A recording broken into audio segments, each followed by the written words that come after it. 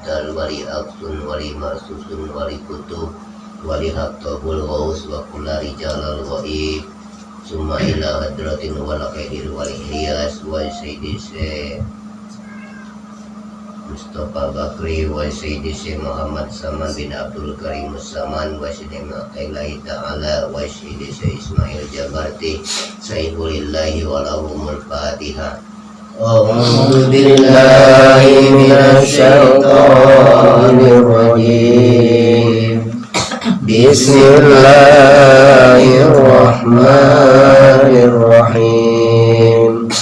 Alhamdulillahi Rabbil Alamin Ar-Rahmanir Rahim Maliki Yaumiddin Iyyaka na'budu wa iyyaka nasta'in Ihdinas siratal mustaqim Siratal ladzina an'amta 'alaihim ghairil maghdubi 'alaihim waladdallin. Amin. Allahumma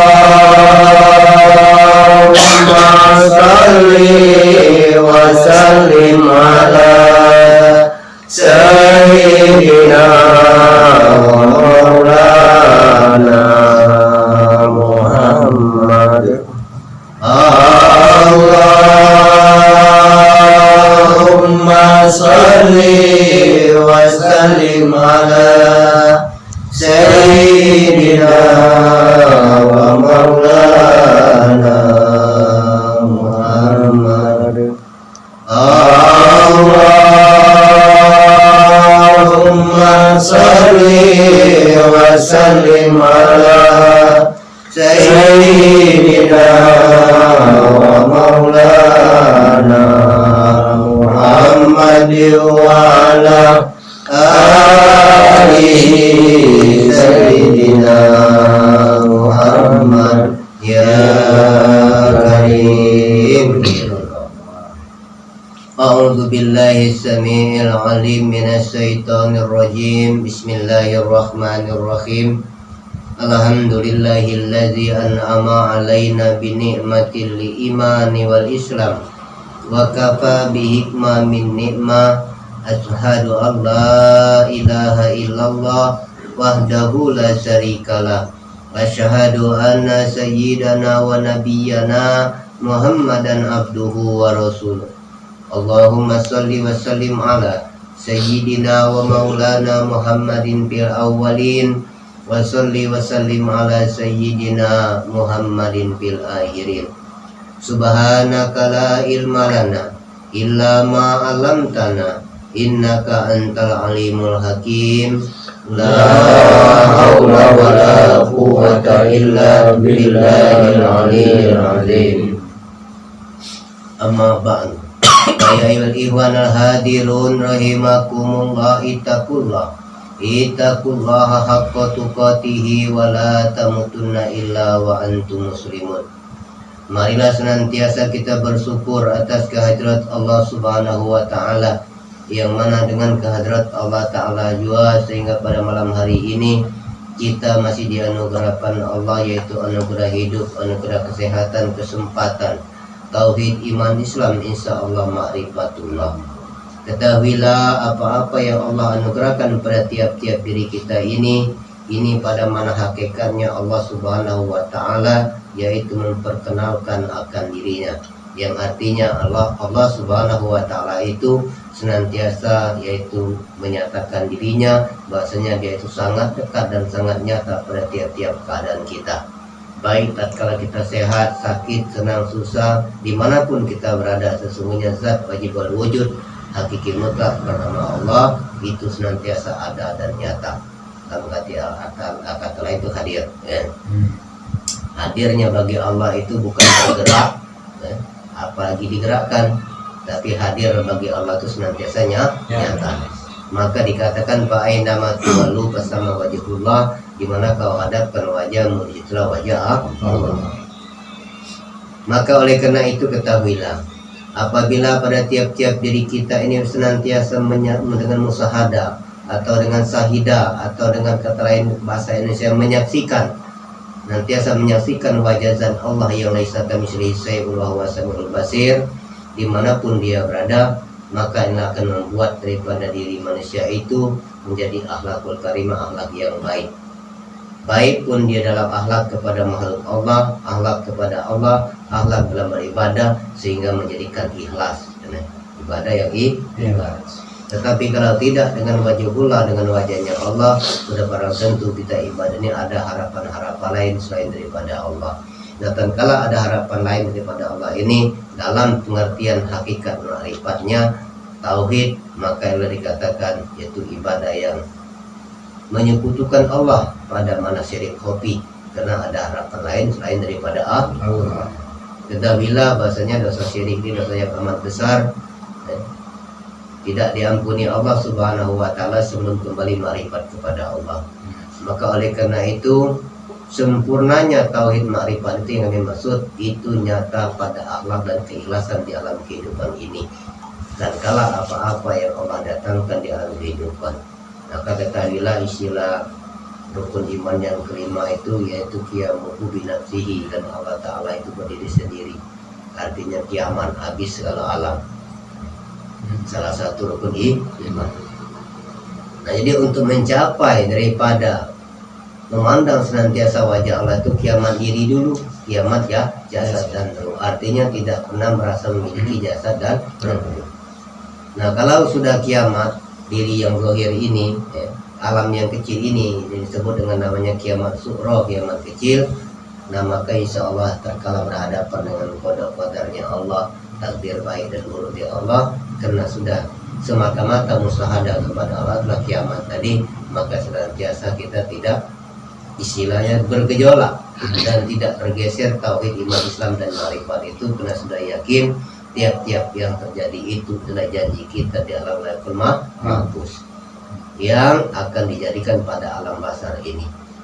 Nah, kalau sudah kita menyadari dan meyakini dengan ilmunya, dengan tahu kepada Allah dengan tentang janji-janji kita itu, maka tidaklah kita bergeser sedikit pun apa-apa yang terjadi pada kehidupan ini, baik tatkala takdir buruk ataupun takdir yang baik, hati senantiasa musahadah kepada Allah.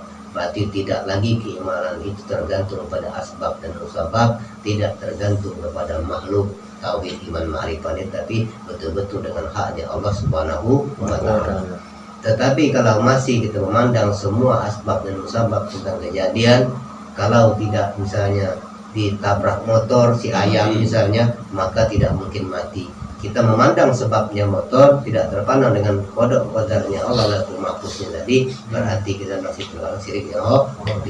Padahal itu cara Allah merahasiakan dirinya bertajalli dengan asbab, padahal sebab itu tidak dapat mendatangkan mudarat atau manfaat kecuali atas kehendak Allah sendirinya. Nah, selagi kita memandang sebab musabab itu, berarti kita belum mencapai keikhlasan dalam berbuat.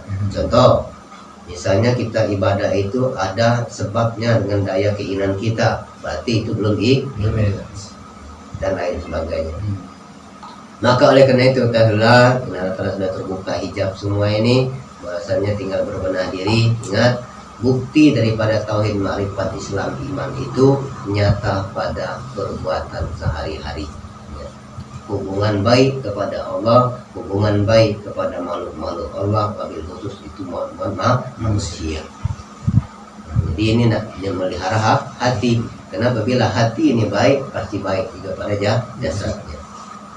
Baik, ini sebagai pengantar mukadimah yang singkat saja. Kita kembali dari kitab Al-Hikam. Bismillahirrahmanirrahim. Berkata mu'alif, ketahuilah olehmu bahwasannya hamba itu apabila telah ikhlas di dalam amal, niscaya zahirlah baginya itu segala faedahnya. Maka jikalau ada lagi tinggal dalam ikhlasnya, tidak ikhlas itu, maka berdirilah ia serta wujudnya dengan wasito memandang amalnya. Nah, jadi Yang dikatakan hamba yang ikhlas itu artinya ini, adapun yang dimaksud hamba itu manusia yang telah ikhlas dalam beribadah, berbuat amal apapun ibadahnya, baik wajib ataupun sunnah, itu artinya di dalam amal itu dia tidak memandang lagi dia yang berbuat, karena arti amal itu perbuatan. Tidak pernah pada diri kita itu merasa kita yang mampu berbuat amal kebaikan itu. Nah, selagi kita masih ada rasa kita yang mampu mengerjakan amal perbuatan baik itu, berarti belum dalam kategori ikhlas dalam hadapan Allah. Kenapa dia tidak ikhlas? Karena masih dia terpandang kepada dirinya bisa berbuat amal. Padahal jelas kalau kita mengambil mengutip satu ayat saja yang maknanya sangat luas, itu la tataharraka dzarratan illa biiznillah, tidak bisa bergerak satu biji zarah pun biiznillah kalau tidak bermula dari Allah. Berarti bermula kita hendak menanamkan niat itu menunjukkan tajali daripada istilah umum itu nuzat Allah pada tiap-tiap hati orang yang beriman. Artinya berarti bukan kehendak kita yang berbuat amal ibadah itu, tapi atas hak Allah itu sendiri maka kita berbuat ibadah. Nah, tatkala ada rasa kita, maka gugurlah ikhlasnya di hadapan Allah, ya. Karena dia masih.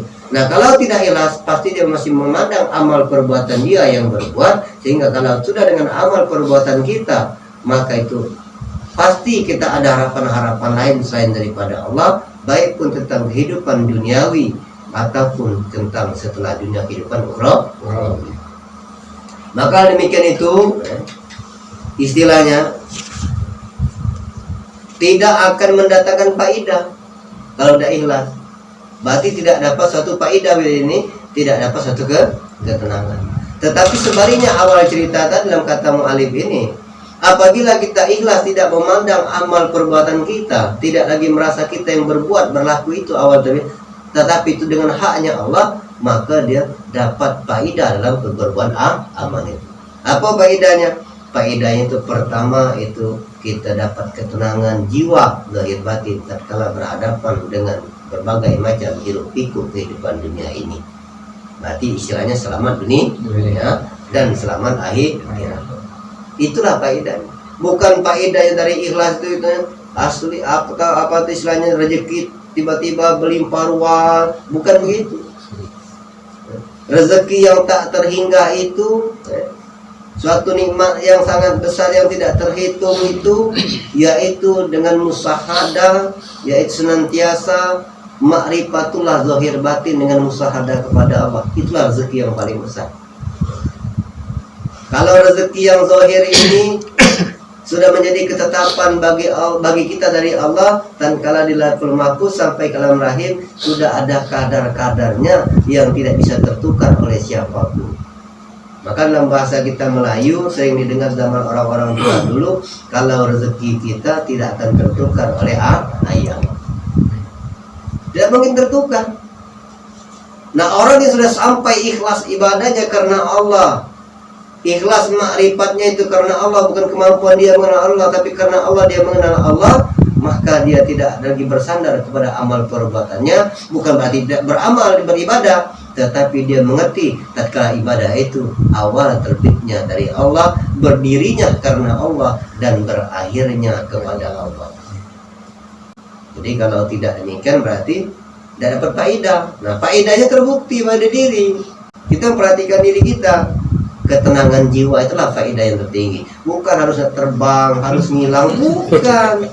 Hijab. Sehingga sudah tahu ini akan terjadi begini, Allah beritahu, ya kan? Lamar laduni. Jadi kalau bahasa suci itu ada yang dikatakan tahu sebelum terjadi, betul. Sempurna makrifat tahu sebelum terjadi. Tapi kadang-kadang salah pikir kita ini. Oh, besok berarti aku tahu dapat duit 1 juta. Oh, bukan begitu. Ya. Tahu sebelum terjadi, itulah sempurna makrifat. Artinya kita mengenal sebelum alam ini jadi. Sebelum alam ini terjadi diciptakan oleh daripada Nur Muhammad. Nur Muhammad daripada nur zatnya Allah Subhanahu wa taala. Berarti sebelum Nur Muhammad Rasulullah Nur Muhammad. Nah, sebelumnya lagi berarti tatkala qiyamuhu ta'ala binafsi, Allah taala berdiri sendiri. Nah, mengenal yang sebelum terjadi alam berarti mengenal wajah Allah. Nah, kalau sudah kenal wajah Allah, pasti akan ikhlas pada kehidupan ini. Malu kita tidak ikhlas karena dengan wajah Allah. Dapatlah satu faedah bagi diri ini yang saya katakan tadi. Ingatan kala gelombang, terkadang-kadang badai, angin topan, misalnya kan, banjir bandang dan lain sebagainya, gempa bumi, gunung letus.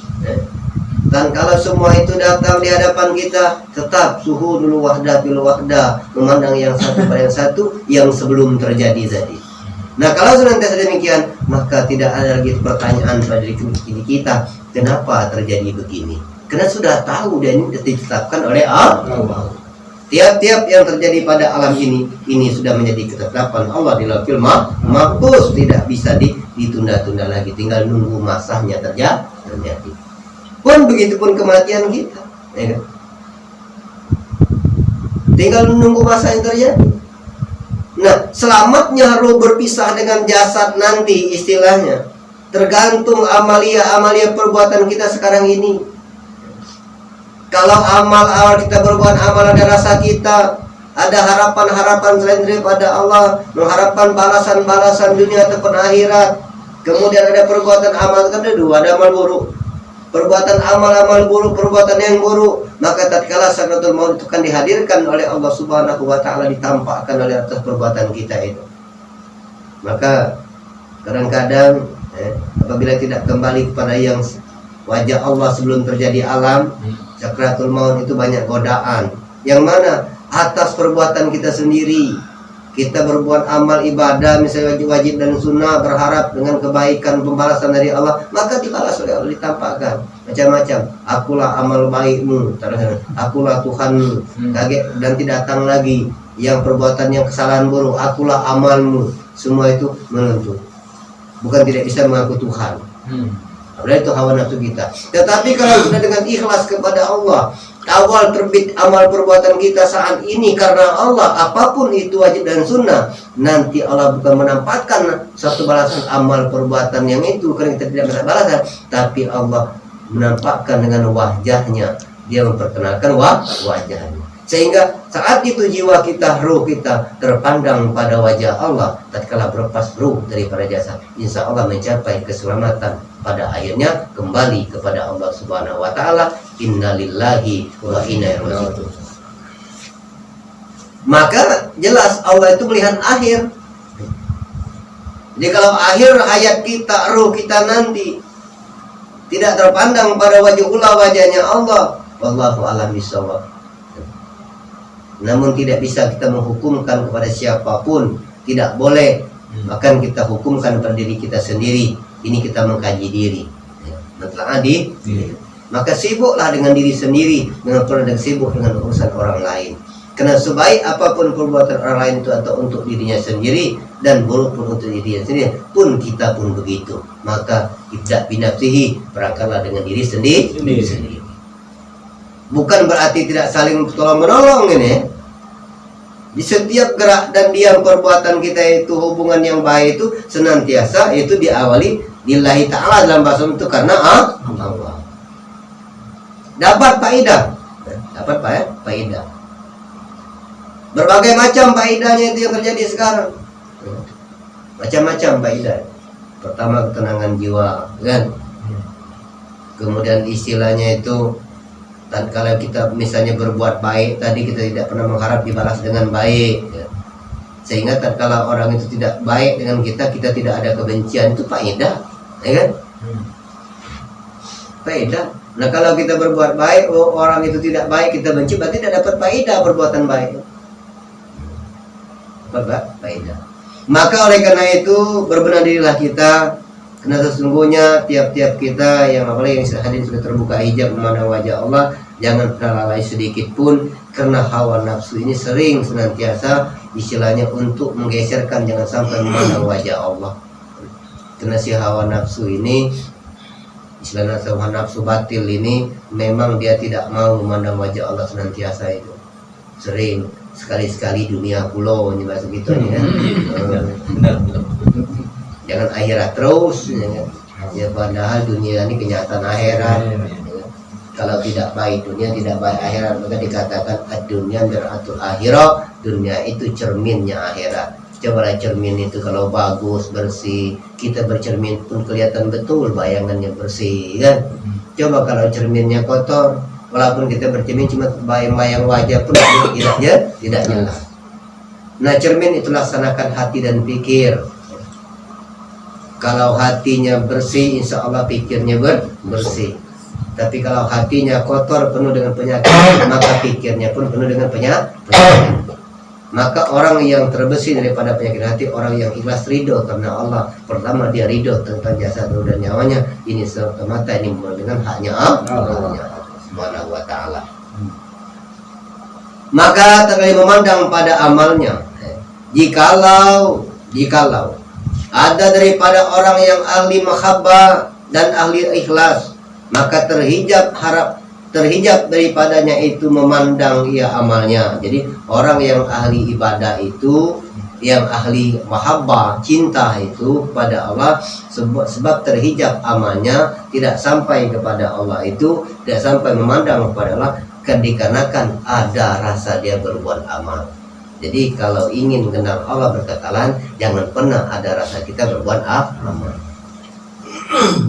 Kami pernah ditanya, Ustaz, kenapa kami ini kadang pas lama asik dengan ma'rifat, tiba-tiba terlepas Ustaz? Ya karena pada kala itu ditegur, berarti ada rasa kita. Tapi syukurnya cepat kembali. Maka tatkala ada rasa kita perbuatan amal, berarti kita terdinding daripada wajahnya Allah. Tapi tatkala dengan wajahnya Allah, maka berarti bukan lagi kuasa kita yang berlaku, tapi dengan haknya Allah Subhanahu wa ta'ala. Nah, tatkala dia memandang dengan amalnya, maka hakirlah dia daripada wujudnya. Nah, apabila kita memandang dengan perbuatan kita, maka fakir kita tidaklah dapat kita membangun wujudnya Allah. Tetapi kalau bukan dengan awalnya perbuatan kita, maka sebaliknya kita dapat memandang wujudnya Allah karena Allah itu sendiri. Karena kita yakin yang ada ini hanya bagi Allah. Karena telah memandang dia akan wujud zatnya Allah, tiada lagi dia melihat bagi amal serta dirinya. Nah, jadi nak dapat memandang wujud zatnya Allah itu, jangan pernah ada perbuatan bagi diri kita. Selagi ada diri kita, pasti kita tidak terpandang pada wujud zatnya Allah Subhanahu wa ta'ala, karena masih memandang Allah. Tadi dirinya orang. Maka yang demikian itulah kata mu'allif, la amalun arojil kulub min amalu bighaibi anka suhudu biyah taqarrabu indaka wujudahu. Jadi artinya tiadalah amal yang terlebih harap bagi membagikan segala hati, membahagiakan segala hati, pahalanya dan hasilnya itu manfaatnya dan kabulnya daripada amal yang gaib, daripada memandang dengan sebab memandang yang mengerjakan akan itu dengan hakirlah pada dirimu dengan wujudnya. Nah, jadi dakatilah amal yang dapat membahagiakan akan hati ini. Ya, kapan hati bahagia? Zahir bahagia, ya kan?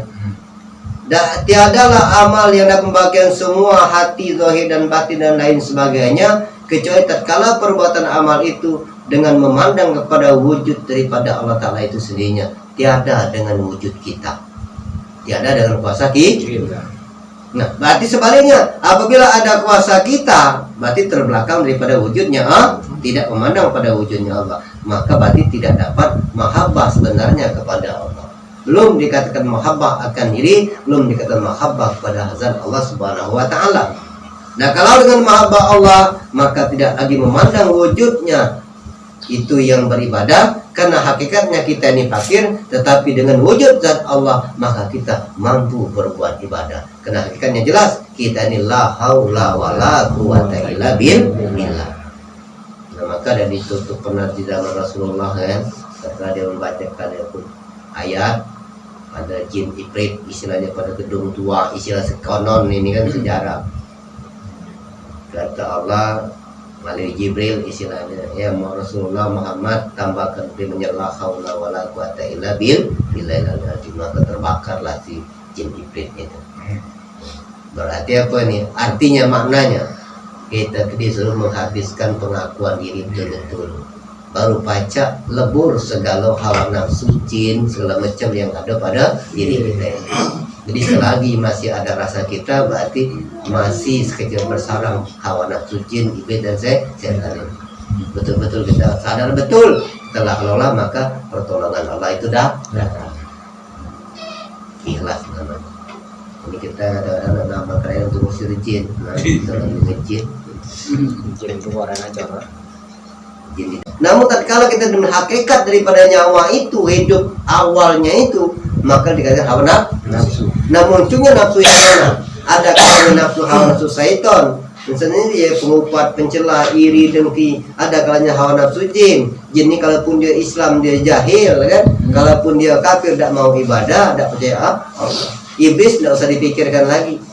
Tapi masih mendingan enak iblis ditangguhkan sampai hari kiamat. Kapan sudah kiamat habis masanya. Itu istilahnya iblis yang di luar yang maksud.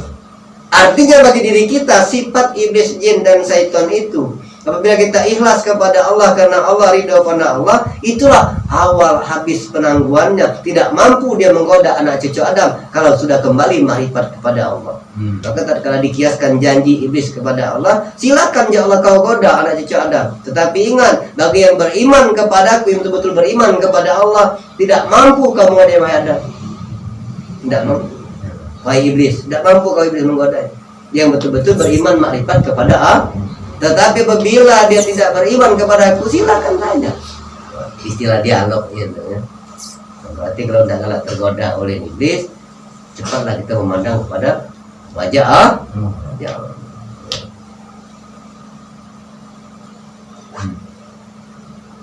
Kalau tidak memandang dengan wujudnya Allah, tidak gaiblah diri kita, berarti tidaklah sempurna amalia ibadah itu, maka tidak ikhlas tadi. Maka oleh karena itu bersungguh-sungguhlah kita, karena senantiasa si hawa nafsu tadi memang dia ini tidak mau istilahnya gitu tuh ibadah ikhlas, selalu diiming-imingkan kadang pakai ayat pulau dia ini. Ya kepada siapa lagi kalau kamu minta kalau tidak kepada Allah? Kan ada dasarnya, kata Allah ini astajib lakum, mintalah kepada aku untuk kabulkan. Kenapa kamu tidak mau minta kepada Allah? Minta dunia minta. Itu hawa nafsu menipu. Padahal ayat itu betul. Ini astajib lakum, mintalah kepada aku, kata Allah aku kabulkan. Kita ini persepsinya minta bentuk rupa. Sempurna awal ilmu dan iman itu mengenal Allah. Nah kan kalau Allah perkenalkan akan dirinya, Allah kenalkan dirinya kepada kita, itulah mana astajib lakum. Artinya itu mustajabah, astajib lakum berarti nyata, dikabulkan. Arti kabul, makna kabul itu tidak habis-habis. Kalau habis berarti tidak kabul. Kabul pada mana syariat. Kabul pada mana hakikat itu tidak berkesudahan, tidak habis-habisnya. Berarti ada yang wajib ada selamanya hanya zat wajib al-wujud, hakim mutlak bernama Allah. Selain daripada zat Allah tidak wajib ada selamanya, tidak ada yang bakok dan kekal kecuali hanya zat Allah.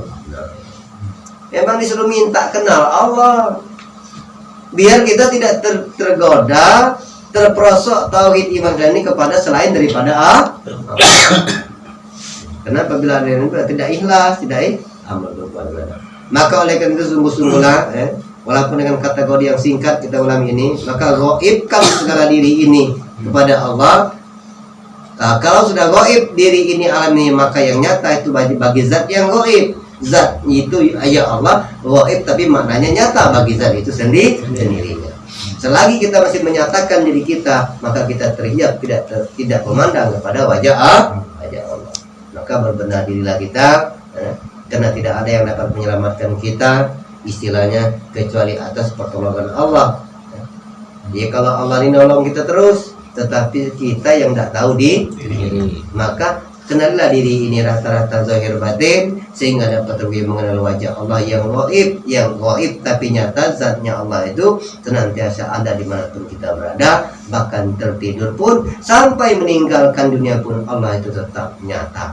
Adanya tidak ada alam ini, Allah tetap nyata, tetap berdiri dengan sendirinya. Maka alam ini tidak bisa mendatangkan manfaat dan mudarat kecuali semua itu datang daripada Allah. Nah, kalau kita sudah menyadari itu, maka tidak ada lagi kita rintian-rintian tentang apa terjadi pada kehidupan ini. Ini sudah menjadi ketetapan Allah bagi tiap-tiap makhluk. Ya, kalau semuanya baik, ya bagaimana mengatakan buruk? Maka baik dan buruk itu pada mana hakikatnya jalan ilmu yang dijadikan oleh Allah supaya kita berpikir untuk menuju kembali mengenal Allah, bukan berhenti pada baik dan buruk. Nah, kalau kita sadar itu semua jalan ilmu, maka tidak perlu kita berbangga diri tentang kebaikan, dan tidaklah perlu kita membenci tentang keburukan, karena semua itu cara jalan Allah. Tidak ada kemampuan makhluk untuk membasmi semua kebatilan yang di luar diri. Kita ini kan terbalik. Ini karena ibadah ada kurang ikhlas tadi. Basmi, habiskan segala kebatilan, tegakkan segala kebaikan. Betul itu, tapi bukan di luar diri, pada diri. Kalau di luar diri, kalau habis kebatilan, bagaimana lagi sebagai jalan ilmunya? Kita bisa mengatakan ada baik itu karena ada buruk. Maka di suatu jalan perjuangan jihad. Nah, untuk mengembalikan kebaikan itu haknya Allah. Maka tugas para ulama, para kiai, para ustaz dan nabi sekalipun menyampaikan risalah hak dan batil. La ikraha fiddin, tidak dapat dalam agama. Bukan memaksakan ganda. Bukan membasmi habis semua di bumi ini tidak ada lagi buruk. Nah, itu mustahil. Sementara sudah diciptakan Allah berpasang pasangan. Sebagai tolak ukur itu mengukur diri kita, di mana letak kesempurnaan kita sebagai manusia, sebagai makhluk yang paling mulia dijadikan oleh Allah. Nah, maka baik dan buruk yang harus kita perhatikan itu pada diri kita. Apakah kita masih merasa baik? Dan kalau masih merasa baik pun, itu pada sisi Allah pada hakikatnya masih dalam keadaan buruk sebetulnya. Apalagi berbuat buruk, merasa kita berbuat baik pun masih buruk, maka dikatakan tidak ikhlas tadi. Nah, maka artinya mengenal hakikat Allah yang menjadikan baik dan buruk, baru dikatakan kembali pada kalimat laqad khalaqnal insana fi ahsani taqwim. Betul, insan yang sempurna daripada yang lainnya. Di sempurna insan itu yang ikhlas, berarti ridha karena Allah, tidak pernah dia merasa berbuat baik. Awas, di garis bawah ini. Tidak pernah merasa berbuat baik, karena baik itu bagi Allah. Praktek pada sifat ini, karena baik itu bagi Allah. Sementara manusia itu sifat Allah. Tatkala praktek pada Allah berarti sifat, berarti berlaku ya ibadah, wajib, sunnah, saling tolong menolong, saling menghormati satu sama lain, kan? Baik pun sama kita umat Islam, baik pun di luar Islam, itu praktek. Nah, maka oleh karena itu, ingat Nabi kita Muhammad Rasulullah SAW tidak mengajarkan perpecahan, tidak mengajarkan kerusakan di muka bumi ini, tapi mengajarkan tentang kedamaian, sehingga Islam itu rahmatan lil alamin. Jangan pernah memaksakan kehendak kepada siapapun, tapi paksakanlah kehendak itu pada diri masing-masing. Hukumkan diri kita, kalau salah kita yang salah, benar pun jangan pernah merasa benar. Sehingga itu yang dikatakan ku ampusakum wa ahlikum selamatkan dirimu dan keluargamu dari api neraka. Selamatkan hatimu, pikirmu, dan perbuatanmu. Jangan sampai ada yang lain daripada Allah Subhanahu wa ta'ala. Ikhlas namanya. Baik, demikian saja bila kita baca sholawat. Allahumma salli afdhala sholati ala ashabi makhluqatika habibillah Muhammadin wa ala alihi wa sahbihi wa sallim adada ma'lumatika wa midada kalimatika kullama zakaraka zakiruna wa wala zikrikal ghafirun. Allahumma salli sallim ala sayyidina Muhammadin fil awwalin wa sallim ala sayyidina Muhammadin fil akhirin wa sallim ala sayyidina Muhammadin fi kulli waqtin wa hina wa sallim ala sayyidina Muhammadin fil mala'il a'la ila yaumiddin. A'udzu billahi samil alim minas syaitonir rajim. Bismillahirrahmanirrahim. Alhamdulillahirabbil alamin. Asyhadu an la ilaha illallah, asyhadu anna Muhammadar Rasulullah. Allahumma shalli wa sallim ala sayyidina Muhammadin fil awwalin wa shalli wa sallim ala sayyidina Muhammadin fil akhirin. Wa la haula wa la quwwata illa billahil aliyyil azim. Allahumma ighfir li ummatan sayyidina Muhammad. Allahumma arhamna ummatan sayyidina Muhammad. Allahumma bisli ummatan sayyidina Muhammad. Allahumma ansurna ummatan sayyidina Muhammad. Allahumma jiburna ummatan sayyidina Muhammad. Allahumma bihaqi ummatan sayyidina Muhammadin sallallahu alaihi wasallam. Rabbana atina fid dunya hasanah wa fil akhirati hasanah wa qina azabannar. Masya Allah kana wa lam yasha wa lam yakun. Innama amruhu idza arada shay'an ay yaqula lahu kun fayakun. Wa sallallahu ala sayyidina Muhammadin nabil ummi wa ala alihi wa sallam. Subhanaka rabbika rabbil izzati amma yasifun. Assalamun ala mursalin walhamdulillahi rabbil alamin. Allah ya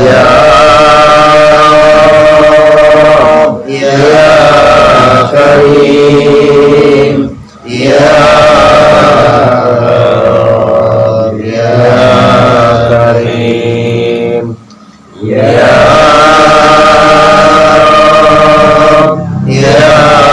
Karim ya Masya Allah kanal mu'minin rahmatillahi wa karamihi wa la hawla wa la quwwata illa billahil aliyyil azim. Illallah la ilaha illallah Muhammadur Rasulullah.